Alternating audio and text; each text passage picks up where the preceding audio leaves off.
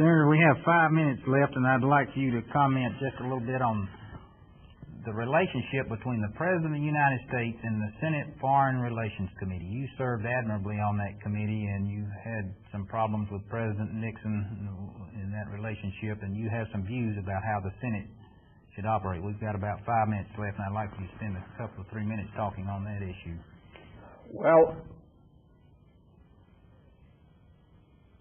I firmly believe in the United States Constitution. In my view, its drafting must have been magically, if not divinely, inspired. Our forefathers established a fundamental law under which we can live in freedom and equality. Not perfectly, but the rules and the parameters are provided for achieving the maximum in those degrees. And I thought that that Constitution was as inviolate in the relationship between the President and the Congress as between an American citizen and his fellow citizen, or an American citizen and the government, and an American citizen and the courts. So I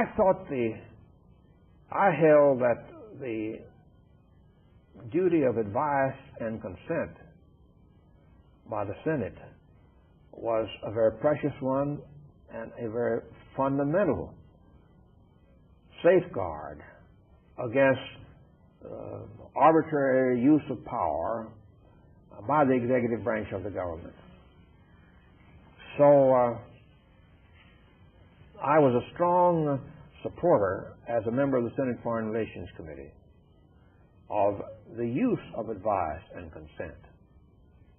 And I resented any president going over our heads, going over the heads of the Congress with a propaganda appeal to the American people when their elected representatives had specific and delegated responsibility for the conduct of international affairs, for the structure of the policy of our country as it related to national security, as it related to conduct in international affairs.